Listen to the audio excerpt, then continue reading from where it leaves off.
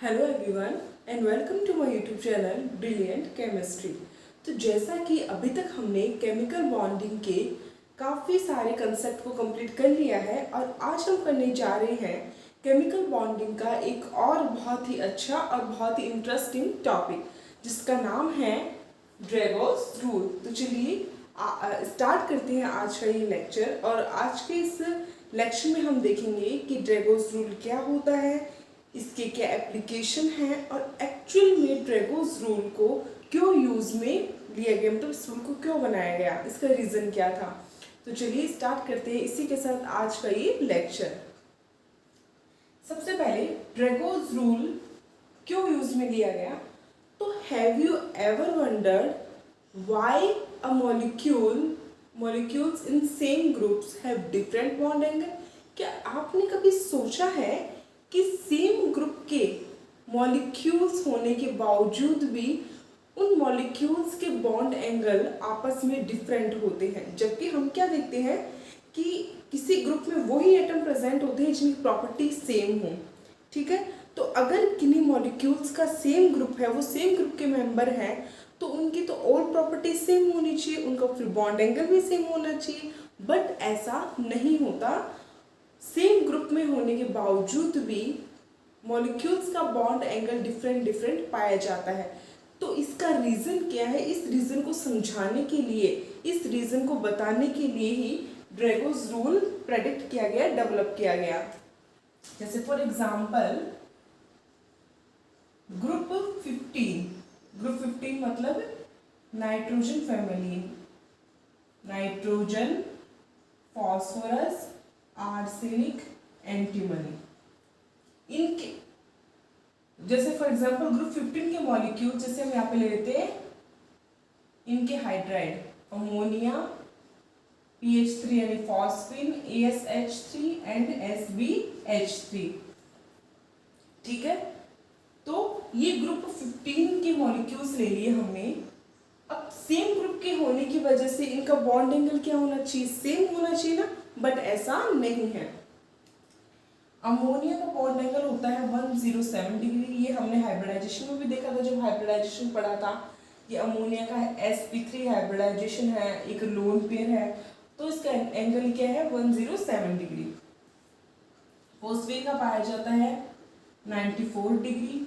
ASH3 का bond angle होता है 93 डिग्री और SbH3 यानी एंटीमनी हाइड्राइड का बॉन्ड एंगल होता है 92 डिग्री।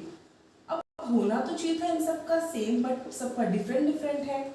और ठीक है, PH3 से लेकर SbH3 तब तो बॉन्ड एंगल में कोई ज़्यादा डिफरेंस नहीं है, सिर्फ 1 या 2 डिग्री का डिफरेंस आ रहा है। बट नोट कीजिए यहाँ पर कि अमोनिया और PH3 इन दोनों के बॉन्ड एंगल में अप्रोक्सीमेटली 13 डिग्री का डिफरेंस पाया जा रहा है।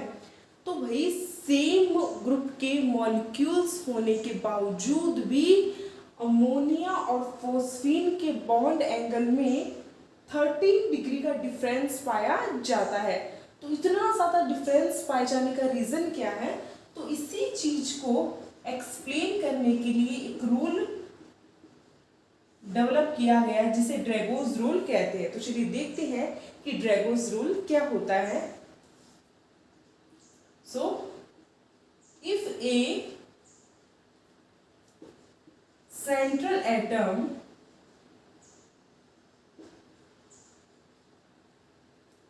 belongs to group 15 or group 16 or period 3 to 7 and is bonded with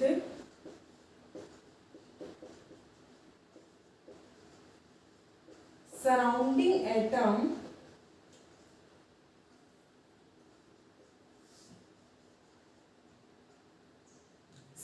atoms having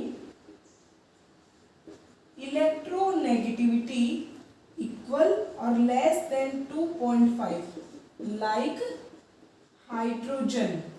अब देखो यहाँ पर इस चीज को देखो पहले, ड्रैगोस रूल क्या कहता है, if a central atom belongs to group 15, group 16 और पीरियड 3rd to 7। देखो यहाँ पर छोटी सी चीज देखिए आप,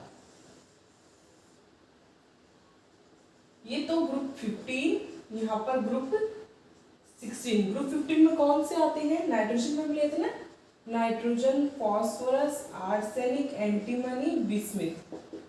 और ग्रुप 16 में ऑक्सीजन फैमिली आती है, oxygen, sulphur, selenium, टेलुडियम, polonium.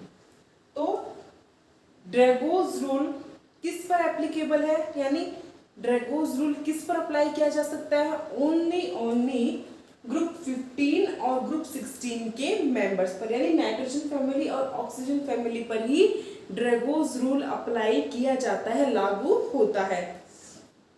But group 15 और 16 में भी कहां से लेके कहां तक, पीरियड 3rd to 7। आपको मैं बता दूं कि नाइट्रोजन, ऑक्सीजन ये सेकंड पीरियड के मेंबर हैं, फिर फास्फोरस 3rd पीरियड में आता है, आर्सेनिक 4th, फिर यूं करके क्या है, ये 3 से नीचे के पीरियड्स में आते हैं। अब इसका मतलब नाइट्रोजन और ऑक्सीजन, बिकॉज ये सेकंड पीरियड के मेंबर हैं, ये पीरियोडिक टेबल में सेकंड पीरियड में आते हैं।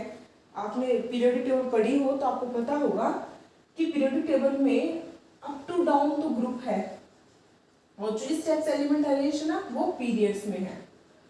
तो नाइट्रोजन, ऑक्सीजन ये सारे क्या है, सेकंड पीरियड के मेंबर हैं, जबकि फास्फोरस से लेकर बिस्मिथ, सल्फर से लेकर पोलेनियम ये सारे क्या है, ये 3 to 7 पीरियड के अंदर आते हैं।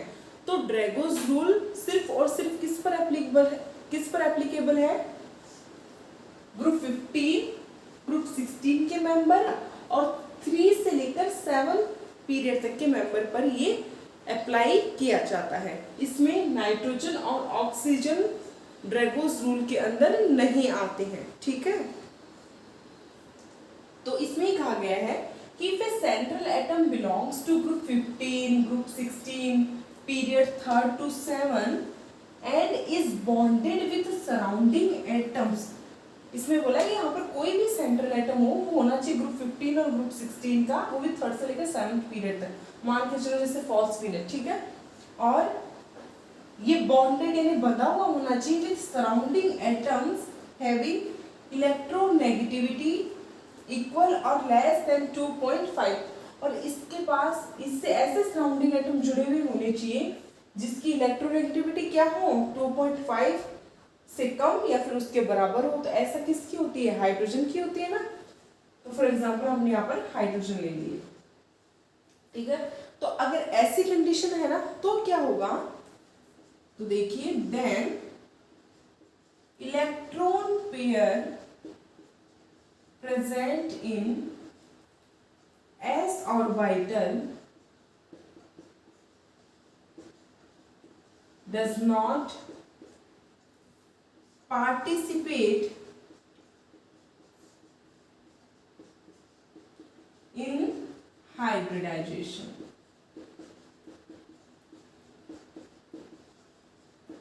तो ड्रैगोस रूल के मुताबिक अगर ऐसी कंडीशन डेवलप होती है ना कि कोई मॉलिक्यूल है जिसका सेंट्रल एटम ग्रुप 15 या फिर ग्रुप 16 का मेंबर है, जो कि 3rd to 7th पीरियड के अंदर आता है, और उससे ऐसे सराउंडिंग एटम जुड़े हुए हैं जिनकी इलेक्ट्रोनेगेटिविटी कम है, 2.5 या 2.5 से भी कम है, मतलब हाइड्रोजन जुड़े हुए हैं।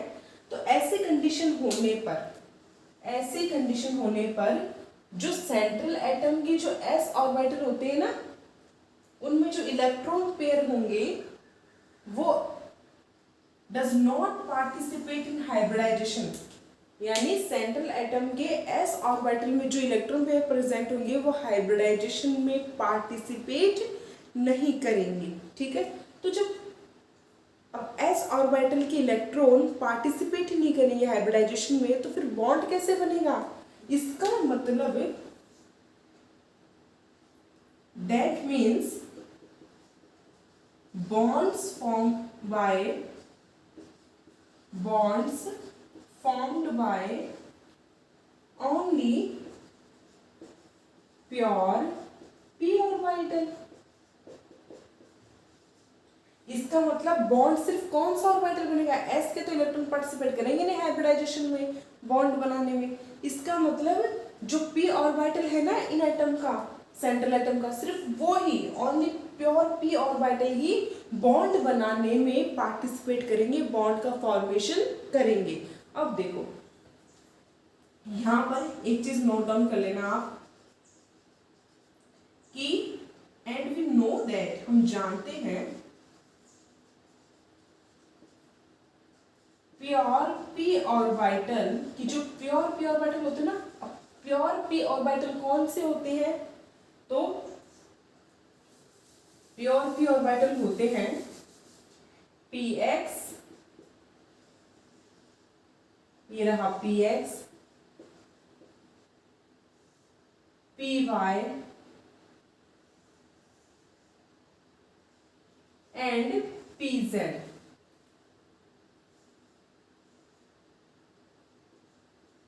ठीक है, अब आपको पता है कि डम्बल शेप होती है प्योर ऑर्बिटल की। ठीक है,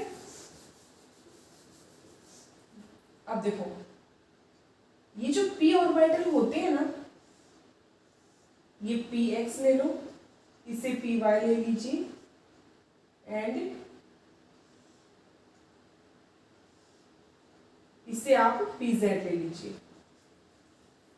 ठीक है, तो प्योर पी ऑर्बिटल कौन से होते हैं, P X, P Y, P Z. हमेशा ध्यान रखना पी एक्स और पी वाई ये दोनों आपस में 90 डिग्री का बॉन्ड एंगल बनाते हैं। पी वाई पी जेड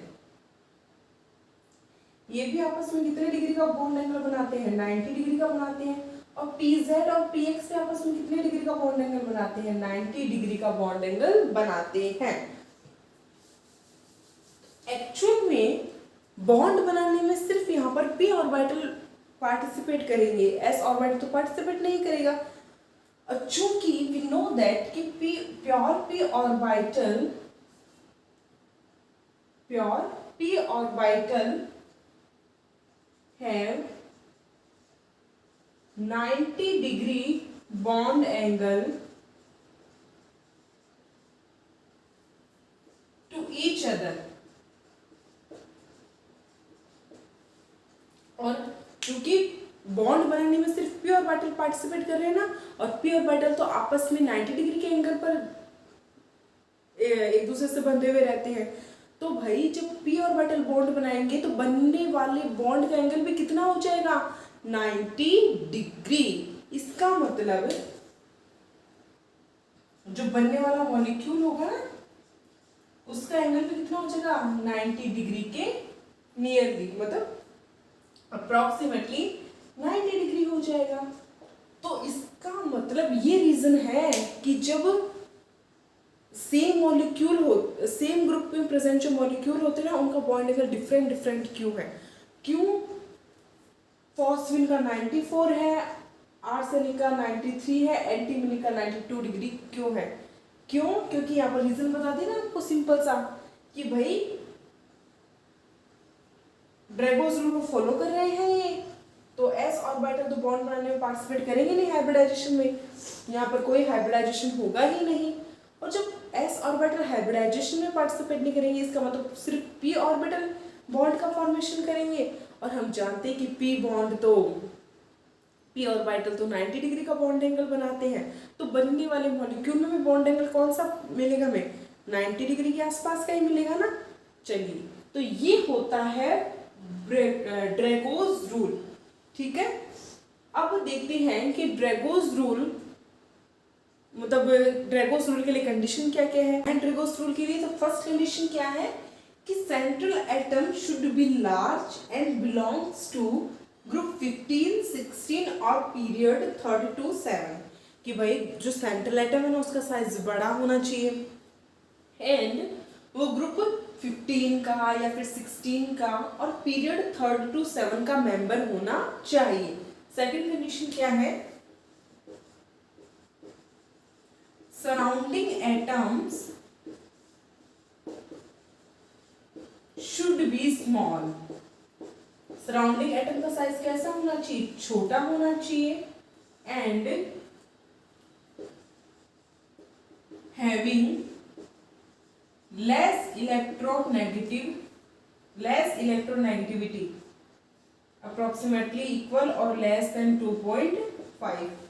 और सेकेंड कंडीशन क्या आ गई कि सराउंडिंग एटम जो है ना उसका साइज छोटा होना चाहिए और उसकी इलेक्ट्रोनेगेटिविटी 2.5 से कम होनी चाहिए।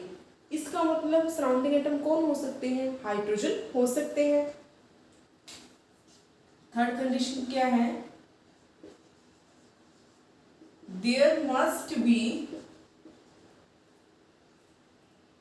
अ lone pair present in s orbital. Third condition क्या आ गई कि जो सेंट्रल एटम है ना उसके s ऑर्बिटल में एटलीस्ट एक लोन पेयर प्रेजेंट होना चाहिए।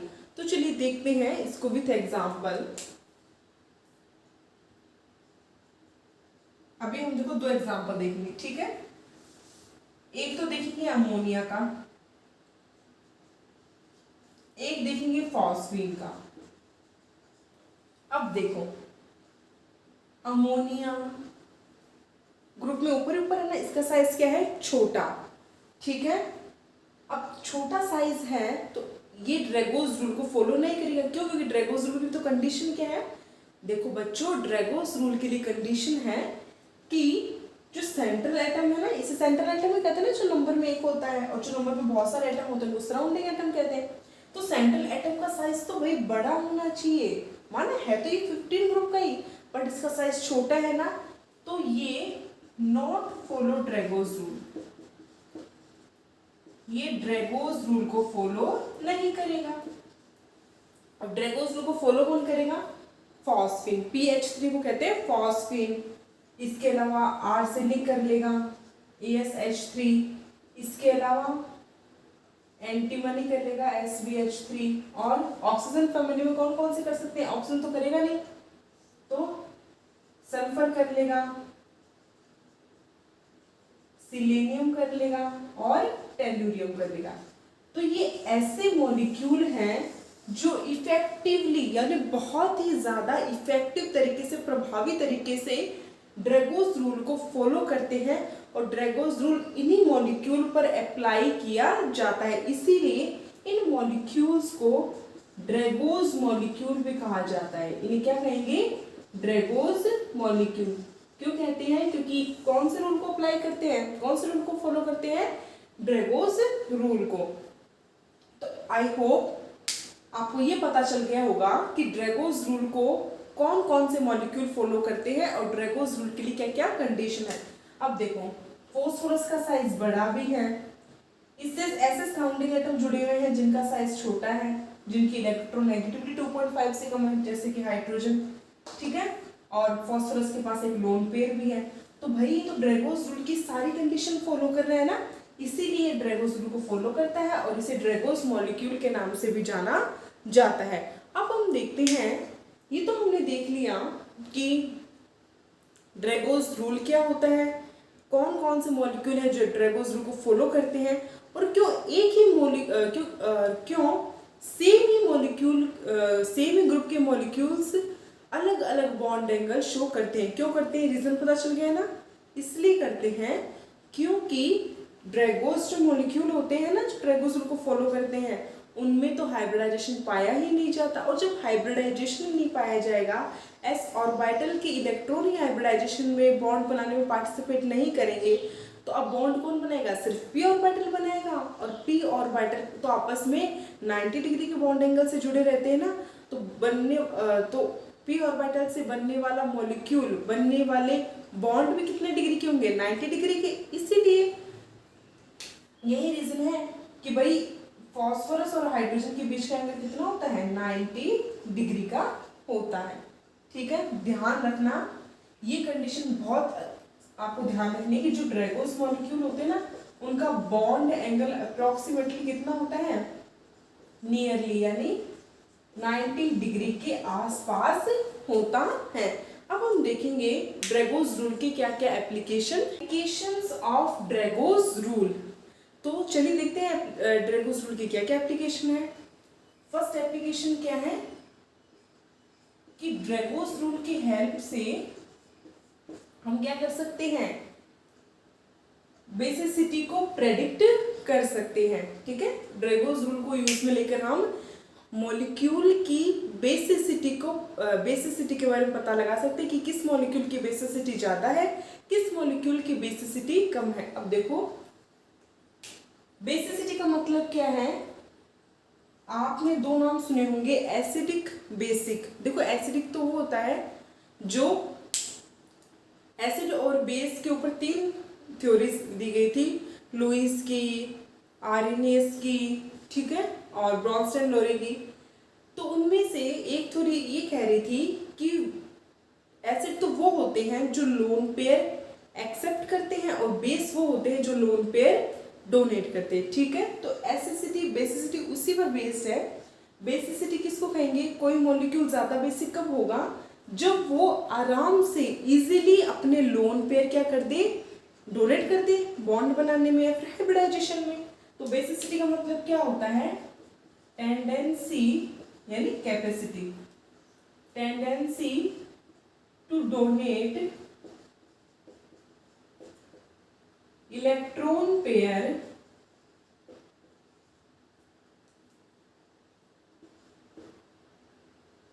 For hybridization and in bonding easily।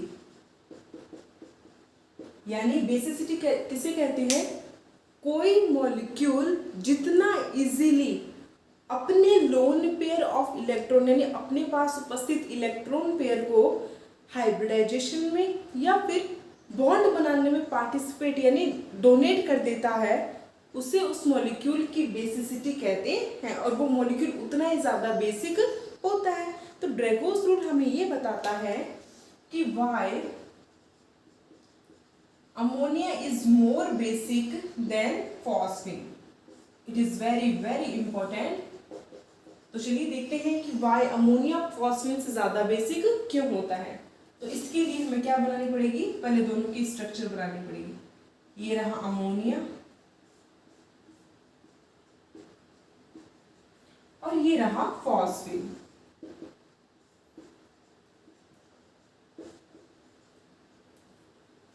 Ammonia में नाइट्रोजन का इलेक्ट्रॉनिक कॉन्फिगरेशन क्या होता है बच्चों, 1s2 2s2 2p3, और फॉस्फोरस का क्या होता है, 1s2 2s2 2p3 3s2 3p3।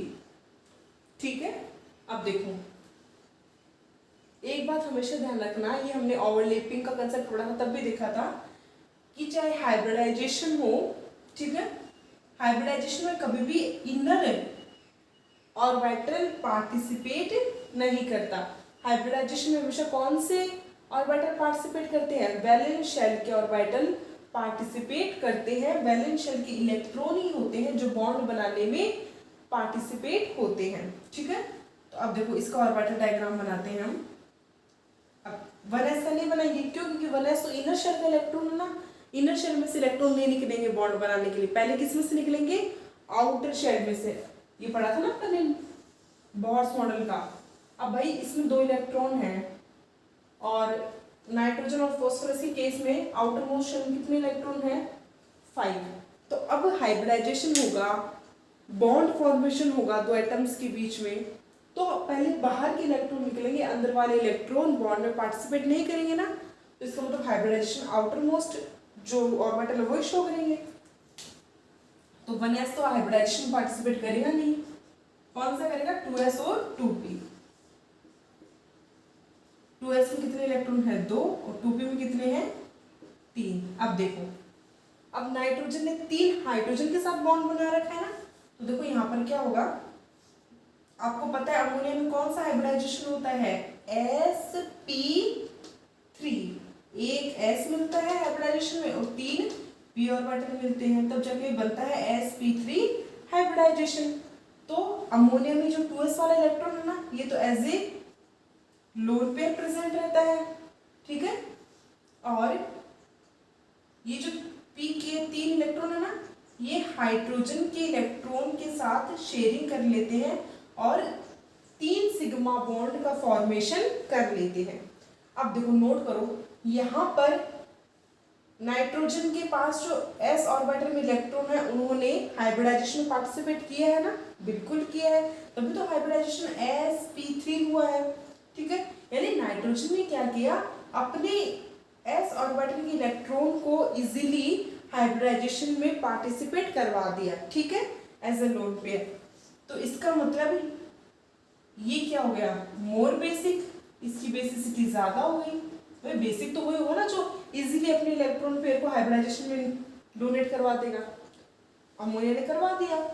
But phosphine को देखो जरा, भाई फोस्फीन का साइज बड़ा है, ठीक है, और इसके साथ ऐसे सराउंडिंग एटम जुड़े हुए हैं जिसकी इलेक्ट्रोनेगेटिविटी कम है, जिनका साइज छोटा है।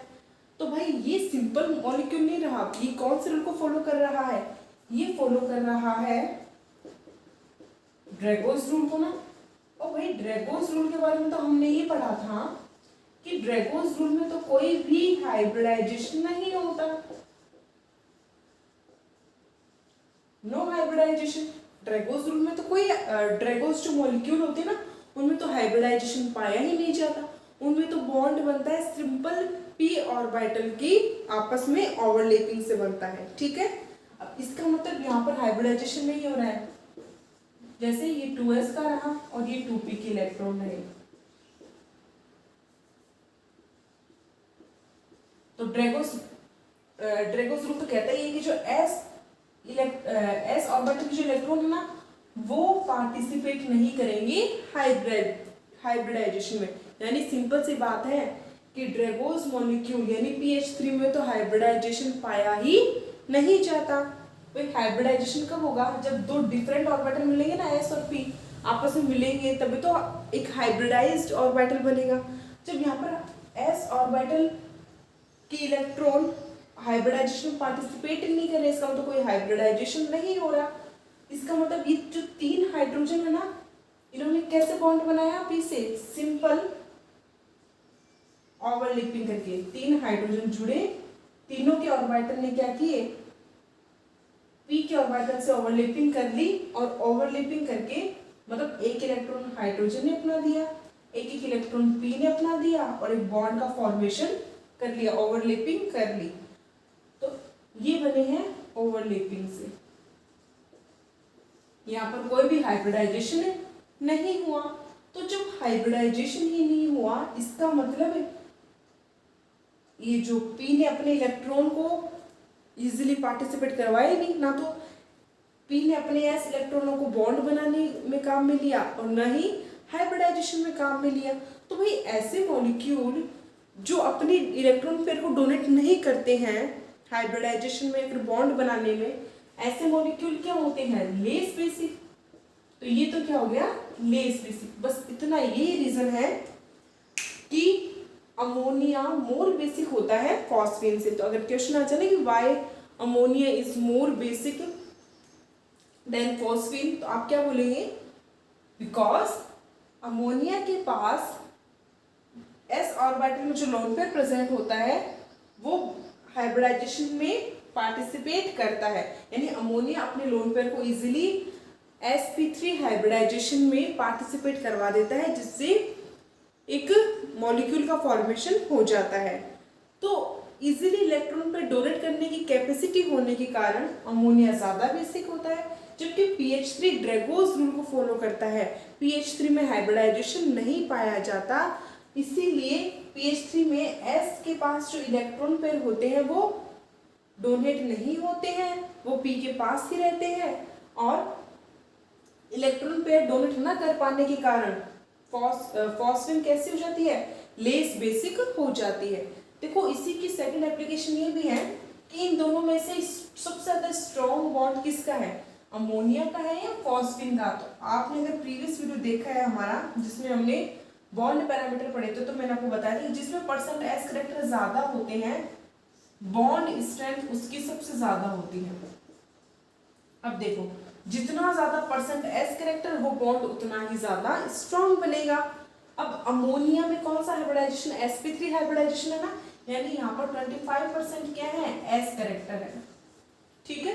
जबकि pH3 में तो हाइब्रिडाइजेशन पाया ही नहीं जाता, सिर्फ p ऑर्बिटल आपस में ओवरलैपिंग करके हाइड्रोजन के साथ ओवरलैपिंग करके बॉन्ड बना रहे हैं ना, तो इसका मतलब यहाँ पर हाइब्रिडाइजेशन नहीं है, मतलब परसेंट एस कैरेक्टर कितने हैं फॉस्फेट के पास, 0 है ना, ठीक है। तो जितना कम परसेंट एस कैरेक्टर बॉन्ड उतना ही क्या बनेगा, वीक बॉन्ड बनेगा, और जितने ज्यादा परसेंट एस कैरेक्टर उतना ही बॉन्ड क्या बनेगा, स्ट्रॉन्ग बॉन्ड बनेगा। तो क्वेश्चन अगर ऐसे भी आ जाए ना कि why ammonia has stronger bond than phosphate, तो उसका भी यही रीजन है, क्योंकि भाई अमोनिया के पास परसेंट एस कैरेक्टर ज्यादा होते हैं, फॉस्फेट के पास चूंकि इसमें हाइब्रिडाइजेशन होता ही नहीं है, तो परसेंट एस कैरेक्टर यानी एस ऑर्बिटल है ही नहीं इसके पास, हाइब्रिडाइजेशन में कोई हाइब्रिडाइजेशन नहीं है, तो यहाँ पर परसेंट एस कैरेक्टर 0 होता है। तो हमने आज के लेक्चर में देखा ड्रेगोस रूल के बारे में। अब देखो यहाँ से क्वेश्चन क्या क्या आ सकता है, ड्रेगोस रूल क्या होता है, कौन कौन से मॉलिक्यूल फॉलो करते हैं ड्रेगोस रूल को, इसके अलावा ड्रेगोस के लिए क्या क्या कंडीशंस हैं, इसके अलावा मोस्ट इंपोर्टेंट क्वेश्चन 2 बनते हैं यहाँ से। एक तो ये पूछते हैं कि अमोनिया का बॉन्ड एंगल और pH3 यानी फॉस्फेट के बॉन्ड एंगल में 13 डिग्री का डिफरेंस क्यों होता है, वो हमने देख लिया। और सेकंड क्वेश्चन पूछते हैं कि अमोनिया ज्यादा बेसिक क्यों होता है फॉस्फेट से, वो हमने यहाँ पर देख लिया। बस बेसिसिटी के लिए एक ही तो कंडीशन थी ना कि वो अपने इलेक्ट्रॉन पे डोनेट कर दे हाइब्रिडाइजेशन में, अमोनिया ने कर दी है तो ये ज्यादा बेसिक है, फॉस्फेट ने नहीं किए तो ये लेस बेसिक हो गया। इसी के साथ आज का ये लेक्चर होता है कंप्लीट। आई होप आपको वीडियो पसंद आया होगा। वीडियो को लाइक कीजिए, शेयर कीजिए, ज़्यादा से ज़्यादा चैनल को सब्सक्राइब कीजिए, और आगे हम और भी बहुत अच्छे अच्छे कंसेप्ट पढ़ेंगे, तो इसी तरह हमारे साथ बने रहिए। So thanks for watching my video, thank you so much.